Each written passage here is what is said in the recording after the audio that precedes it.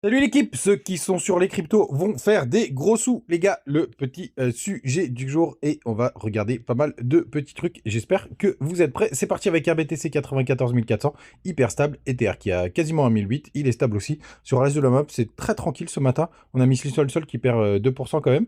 Et c'est pareil, c'est ceux qui avaient pas mal performé. XLM qui perd aussi 2%. HPAR il perd 3%. Bitcoin Cash qui est en forme ce matin plus 5 et DOT qui est à 3,7%. XMR qui perd 9%.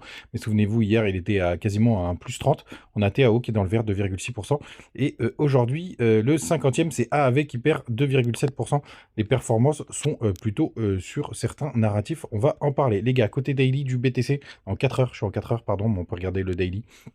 En daily, rien de très intéressant. C'est pour ça aussi que je descends très rapidement en 4 heures. On voit le magnifique range. Et pendant qu'on range, bah, il y a certains alts qui s'amusent bien pour le coup. Donc ça, c'est plutôt pas mal.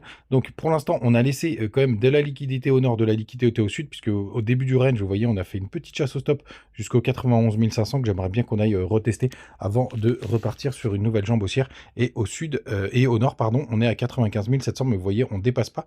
Donc grosso modo, vous avez le haut de range qui est au 95 280 et le bas du range propre c'est 92 852. Pour l'instant on est à l'intérieur et vous le savez, quand on range comme ça, ça peut profiter aux altes. Et il y en a quelques-uns qui s'amusent. Donc vous le savez, moi j'attends toujours qu'on aille chercher les petits gaps qui sont ici et là au nord et au sud. On va voir ce que ça va donner, mais pour l'instant il n'y a pas de direction claire. Une consolidation très sympathique. Pourquoi il m'a enlevé mes petits carrés? Bon, c'est pas grave. Mais en tout cas, on va se passer en une heure. Ce sera encore plus clair. Vous voyez, hop. Ah ben non, le gap au 96 000, il semble qu'il ait été comblé. Pardon, je vous ai rien dit. Le gap aussi a été comblé, donc il ne nous reste plus que ce gros gap jusqu'au, je crois que c'était 92 000, grosso modo. Hop, tac. On regarde 91 800. Donc il n'y en a plus qu'un en bas, grande méfiance, donc on pourrait avoir cette petite correction qu'on attend depuis longtemps, mais bah, on va parler tout de suite du sujet du jour. Moi je considère que ceux qui sont là vont faire des gros sous. Alors attention, des gros sous, ce sera pas malheureusement ce qu'on a connu, enfin ce qu'on a connu sur les précédents bull run et même sur la première phase, hein. Mais moi je serais vraiment, je pense vraiment qu'on va aller chercher à minima la zone de rechargement de short et donc que du coup les alts vont s'amuser. On est justement là sur le Total 3. On a exactement des targets aussi similaires sur la zone de rechargement de short. Hop, on va enlever, tac, ce Fibo. On peut le regarder ensemble pour avoir à peu près les targets. Vous fournez un retracement de Fibo, on prend le top, jusqu'au bas, tac, et on arrive sur une zone de rechargement de short qui se situe bah, tout simplement entre les, allez, on va dire 1000 milliards, grosso modo, puisque c'est 1,05 au 0,78 et 968 au 0,618. Et donc d'ici, bah, ça nous ferait une performance d'à peu près 20% sur tous les alts, en sachant qu'il y en a qui feront des grosses performances et d'autres qui vont crever. Tout simplement, et qui ne feront pas malheureusement pas les performances, et ça nous amène à peu près sur la même logique. Vous voyez que BTC qui est très très proche, hein, lui, de sa zone de rechargement, de short, vous voyez, elle est juste là. Donc on va voir ce que ça va donner tout simplement, mais c'est plutôt propre. Toujours pas de pop-up du côté de Luteboat sur le canal de la Bitcoin dominance. Je l'attends avec impatience. Parfois, il y a eu quelques faux signaux là sur les 3 derniers jours. Là, il y a une petite bougie rouge ce matin, donc on va voir ce que ça va donner. Attention à ne pas former un petit bull flag. Il faut vraiment qu'on aille dégringoler. On va voir ce que ça dira. Tout simplement, c'est plutôt propre, les gars. Vous avez les 20% du côté de Bitunix qui sont de retour. Donc il suffit de vous inscrire, vous voyez, et si vous déposez 1000 $, vous avez 200 USDT de bonus de trading. C'est jusqu'au 12 mai. N'hésitez pas à en profiter. Puis il y a toutes les autres tâches hein, qui sont disponibles pour le coup avec Bitunix, et vous avez aussi les liens du côté de BitGet. Justement, on va continuer sur les différents sujets du jour. Crypto Fear and Greed 460, 200 millions de liquidations, toujours des fundings qui sont assez négatifs, 2,22 millions de Bitcoin sur les échangeurs. Rien de très intéressant de ce côté-là. Mais surtout, là, ce qui est vraiment très chouette, c'est le dollar. Bah, qui se pète la gueule. Putain, il y a plein de pubs là ce matin, regardez, il vient de faire un nouveau plus bas, de continuer de creuser pour le coup, donc on a un vrai break. Alors on pourrait faire un petit fake out, mais pour le coup, pour l'instant, ça y ressemble pas du tout. On a un vrai break et ça c'est plutôt une bonne nouvelle, vous le savez, on a besoin d'un dollar baissier. Alors la prochaine target, si on confirme le break, pour moi, elle se situe aux alentours des 94-93 points, avec un point bas possible, ouais, entre les 93 et les 94, vous voyez, c'est une grosse zone de résistance, et si on avait ce beau W devez à retester. Possiblement, ce sera aussi un indicateur de fin de jambes haussières. C'est pour ça que je le surveille de très très près. Vous voyez, il y a énormément d'indicateurs à surveiller, mais on aura beaucoup d'informations quand on pourra potentiellement trouver le top. Et ça, c'est plutôt une bonne nouvelle. Les gars, on continue aussi avec les autres petites infos. N'hésitez pas à me rejoindre du côté de Twitter. Hier, je vous partageais un tweet de, je sais pas qui c'est elle, mais peu importe, c'était surtout ce tableau qui m'intéressait.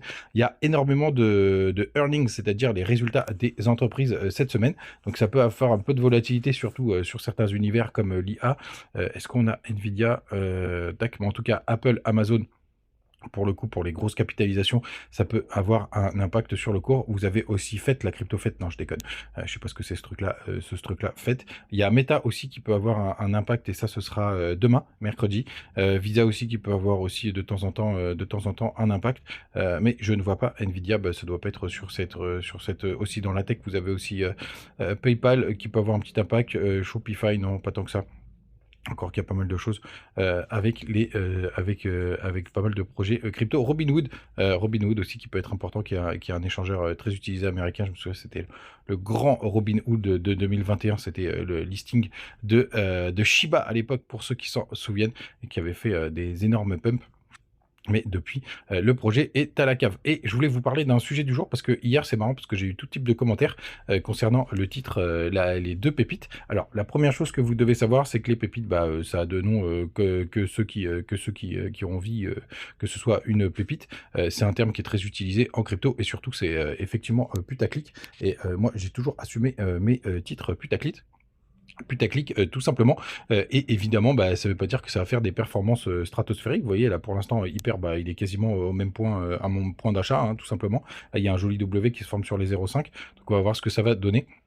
Et parti, c'est pareil. Et j'ai reçu un message très très positif hier, justement, de personnes qui m'avaient embarqué, parce que c'est vrai que le 17 avril, je vous ai dit que quand tout le monde se chiait dessus là, je vous disais que j'étais très confiant du narratif agent IA, et c'est vrai que depuis, bah, il nous fait des performances assez dingues. On a Virtual et Cookie. Moi, je suis quasiment à 800% là sur mon trade du côté de Pipine, hein, vous voyez. Là, je suis rentré sur un point d'entrée qui était assez exceptionnel. Et c'est pareil pour Cookie, et c'est pareil pour Virtual. Mais les gars, ce que je voulais vous dire, parce que c'est vraiment très sympathique le message sur le Telegram hier, qu'on me suivait parce que j'avais fait un démon call. Je suis beaucoup plus confiant sur les agents IA qui, pour moi, sont les nouveaux meme coins, parce que en fait, les gens en crypto, ils veulent faire de l'argent très rapidement. Et les meme coins, c'est la meilleure solution pour ça. Sauf que les meme coins, c'est de plus en plus, on va dire, si ça va performer, ce sera toujours un narratif important, à mon avis, en tout cas en cas de rebond, là, ce qu'on est en train de vivre. Mais néanmoins, les agents IA, c'est quasiment un niveau au-dessus, parce qu'on est sur des cryptos qui servent à rien, mais qui sont dans un narratif autour de l'IA. Et d'ailleurs, c'est les narratifs aujourd'hui, le narratif IA, il va quand même dépasser tout le monde. On le voit avec les agents IA, avec l'IA, avec TAO qui reprend directement. On voit par exemple les RWA. Sincèrement, c'est pas ça, même s'il y en a que j'aime beaucoup qui pourraient faire des performances sympathiques, comme par exemple Syrup. Ah, il est pas sur BitGet. Syrup, il est sur BingX de mémoire.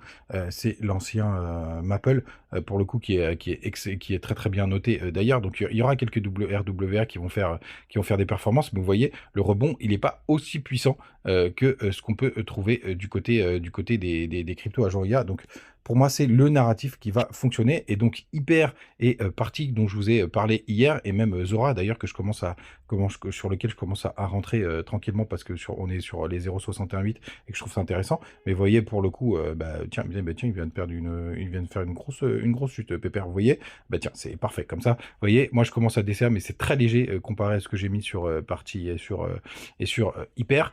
Ça veut pas dire que si je me suis que j'ai fait des bons calls sur les agents IA, et sincèrement, c'était facile, hein, les agents IA, parce qu'ils étaient vraiment sur des zones assez importantes. Et je suis persuadé que c'est une hype qui va repartir, mais je vais peut-être me tromper.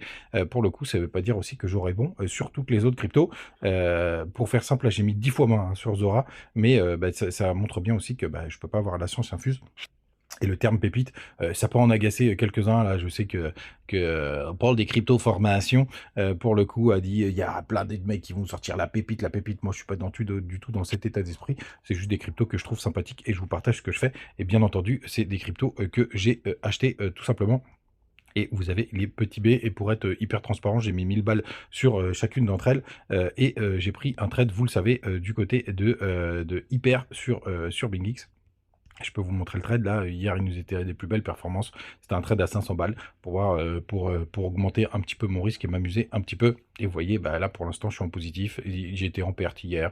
J'étais de nouveau en positif. Voilà, je vous ai dit, le stop à mettre, il est sous les 18,70. Attention, parce que là, pour le coup, il faut garder un peu de flex. Mais vous voyez, hier, on n'a pas dépassé, mais j'aurais pu me faire, j'aurais pu être stop lossé, tout simplement. Mais vous savez, et puis surtout, vous focalisez pas sur des termes comme ça, et surtout, pensez pas que j'ai la science infuse.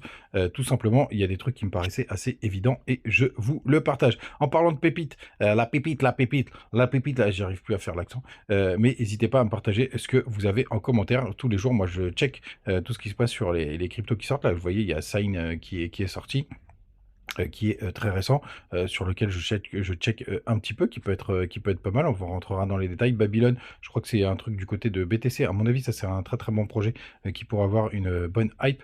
Tout simplement, 100 millions d'échanges, on a 2 milliards de tokens en circulation, mais c'est plutôt intéressant. Vous voyez, il se passe toujours plein de choses du côté des cryptos, et bah, et c'est très difficile de tout surveiller. Mais quand je vous partage des cryptos, c'est des cryptos sur lesquels je rentre. Par exemple, c'est pas le cas de Baby et Sign, donc je vous le partage pas. Et est-ce que ce sera la pépite, la pépite? Bah peut-être, peut-être pas, je m'en branle. Mais en tout cas, je vous dis ce que je fais. Et si vous en avez des fameuses pépites, n'hésitez pas à me les partager. Et puis aussi, ça fait partie d'une stratégie dont je vous ai parlé. C'est que moi, je rentre que sur les projets récents, sur cette dernière, je dirais, troisième phase du bull run, s'il y a bien une troisième phase. Mais comme ça, vous êtes au courant, je ne fais que des nouveaux projets ou projets récents. Bah, parce que des Ethereum classiques et ce genre de trucs, même Link, vous voyez que je trouve quand même finalement assez décevant.